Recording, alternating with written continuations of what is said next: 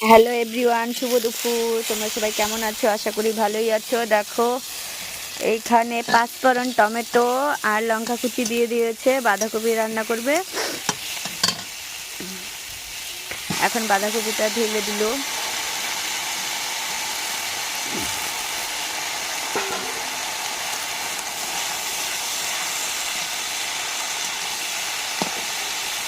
আগে ভাপ দিয়ে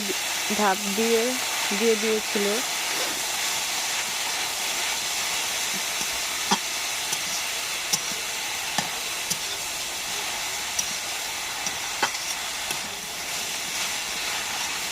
আমাদের বাড়িতে প্রতিদিনই রাধা গোবিন্দকে ভোগ দেয় তো দুপুরবেলা।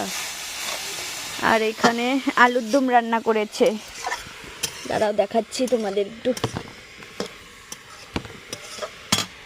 ওই যে দেখো আলুর দম, কালারটা কেমন এসেছে।